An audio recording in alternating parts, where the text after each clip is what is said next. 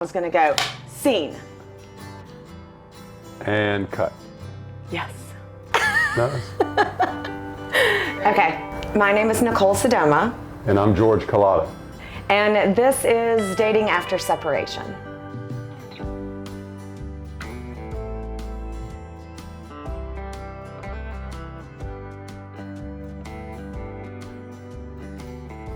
You know, I think timing's really important when you're trying to figure out when are you ready to date. It's especially hard at the holidays, and I think about there's a lot of loneliness for people who are separated, who haven't met somebody with and without children. There's still a lot of loneliness in it, and so I'm not sure that if you had emailed me or texted or called me 6 months before that I would have been as receptive. And so, I think it's not only timing, but it's also, you have to have courage and not only to be open to it, but, also to not, pick the wrong person. Right. And it depends on so many factors, I think. So, are you dating as a distraction to what you're going through? Or are you dating because you're actually ready to be in a relationship, a great partner to someone? There's probably no two divorces that are exactly alike. So the separation process, the divorce, etc., can look very different. And so it's not for anyone to obviously there's no set rule about it, but listening to yourself, knowing that you've gone through the process of learning and uncovering what you need to uncover from your previous experience, so that you come to your next relationship a stronger, better version of yourself. And I think that's something that, it's important to remember that there's a big difference between being alone and being lonely. Are you saying people can change? Of course they can change. They can change for sure, but they change when they want to change. I don't think you can be in a relationship with somebody and think that you can change them. No, but you can definitely change. You can grow, you can learn and evolve. But I think the more comfortable, for me, in my opinion, the more comfortable you are being alone for a season, the better your filters will be when you go out to date. Because, for example, if I'm cool being alone and I have hobbies, activities, friendships, whatever, that leave me with a feeling of feeling fulfilled, that's not the same as having a partner in an intimate relationship. However, I don't want to give up my peace and the life that I've built for a relationship that isn't what I really want. So I think if you haven't gone through that season of really learning about yourself and learning about what you went through in your previous relationship, and like I said earlier, grieving, if you haven't gone through that, I personally think that you're vulnerable to using relationships as a distraction. And I don't think that's a good idea. And I think, there's no question that before we met, I used a lot of things as a distraction. And the thing that I'm so jealous that you do, that I think is really important for people, especially after they separate, is you actually found new hobbies. And, as a working mom, I really, I talk about fitness and how important, exercise has been to me, but I don't think that's really a hobby. And I wasn't great at self-care. And yes, I went to counseling and read a lot. and felt inspired, but like you actually picked up hobbies, and I'm so jealous of that. I want a hobby. Can I have a hobby? You definitely can have What? a hobby, yeah. But I mean, even what you said about working mom, I think that brings up another aspect of divorces, separation and divorce, and when you might be ready to date is your children. I mean, what stage of life are your children in? And you can date at any point, regardless of the age of your children. But I'm saying it's definitely a factor that plays into it, because the divorce and separation is impacting not only you, but it's impacting your children. And so that there's the element of when are you ready, but even when are your children ready, perhaps, for you to start dating. And depending on their age, that can be very different. And their awareness of the fact that you're dating can be very different.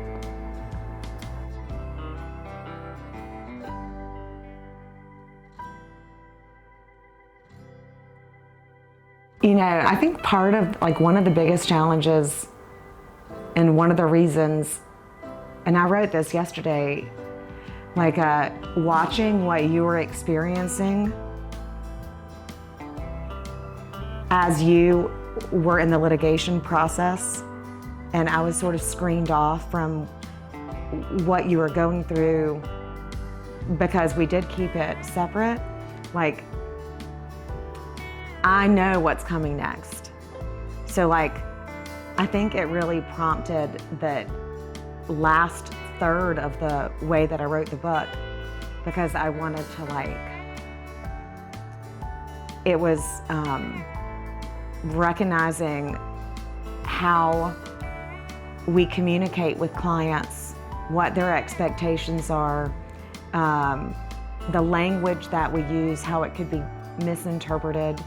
There's that was a really interesting part for me, because I know that if there's a hearing coming up that I don't know that this is relevant to all of it, but I know if there's a hearing coming up, there's a very good chance that hearing is going to get continued. And so I'm, as your partner, standing by watching you go through the emotions of preparing for whatever's happening, when I know that there's a really good chance that it's not going to happen. And I think that was another, it's another point, for someone going through separation and divorce. Before I met you, had the mentality I wanted all of this to be behind me before I started dating. And you really don't have much control over you don't have how control to over put it behind you. How to put it behind you, exactly. I remember something I would always say is I'm really building my relationship with uncertainty as I go through this process. That's because so good. It was something where there is just so much that is out of your control, so much that you're dealing with that you don't want to be dealing with. The person on the other side of your divorce is going through the same thing.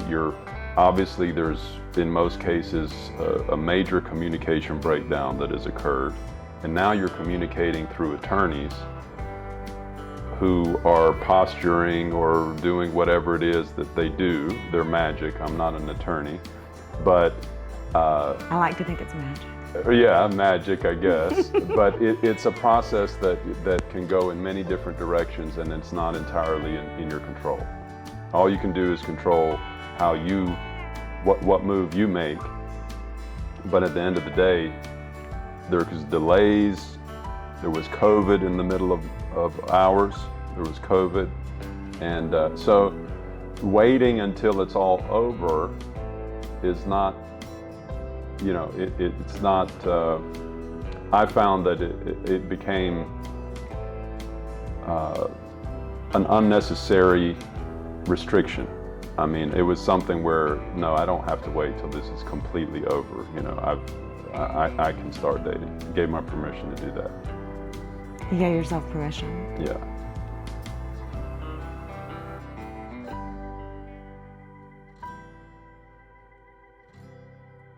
Sweatpants. Sweatpants.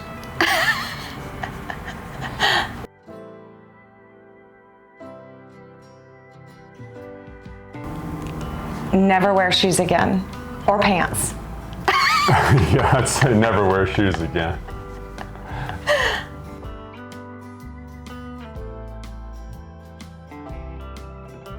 Beach. Beach.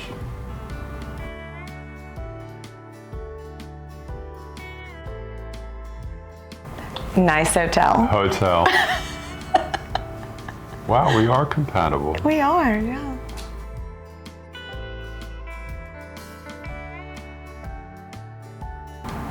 I'd go to that same 5-star resort over and over again. Pass.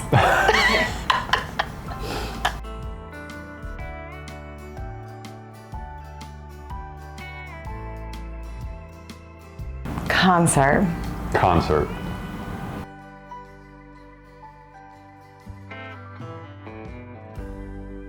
Time.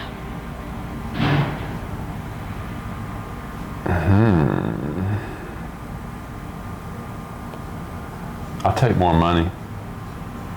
It's good because we're gonna need it. Since I picked time.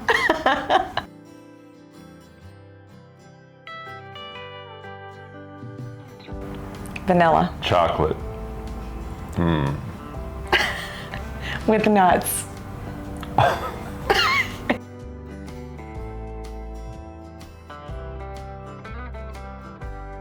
No Facebook for a year. I don't even have Facebook. True. I'm not on Instagram. Facebook. There you go. Oh, Instagram. I would vote. Can I vote that he doesn't get Instagram? Wait, what was the alternative? What was it? Or read notebooks for a year.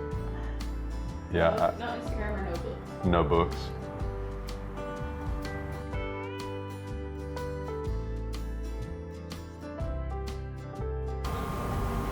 Sing. I already sing. Yeah, that's what I was gonna say. I might not know the words or be able to. You're always so close. I make up words to songs. Yes.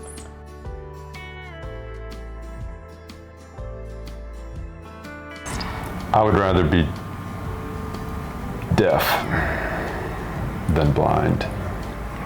Me too.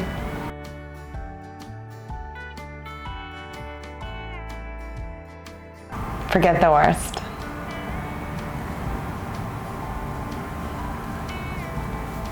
I don't know what the best and worst moments are. Do I? They might even be yet to come. Yeah. But forget the worst.